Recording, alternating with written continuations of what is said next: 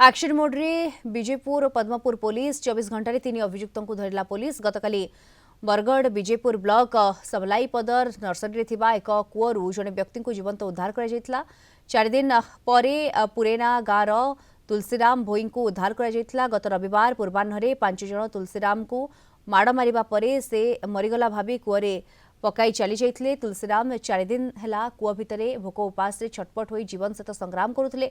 एने खबर प्रसारण होगा पर एवं खबर प्रसारण 24 घंटा न पूर्णु पुलिस एथिरे संपृक्त 3 जन अभियुक्तों को अटक रखी पचराउचरा पर घटनार सीन रिक्रिएशन करिछि। संबलपुर साइंटिफिक टीम और विजयपुर पुलिस मिसी घटनास्थल रे छानबीन सहित सीन रिक्रिएशन देखा मिली।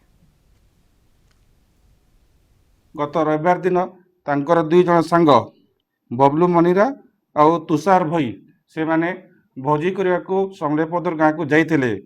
तापरे किछि क्षण गला पर से मद्यपान करिकी तांको भितर झगड़ा होता एवं तांको बाड़े की तांको कूहरे फोपाड़ी देथिले बोली से अभियोग करथिले। से को बेस करिकी आमे तुरंत बबलू अलियास बलराम मनीरा संतोष तांको बापा होची संतोष मनीरा शक्तिनगर पदमपुर तांको अरेस्ट करके फरार करथिलु।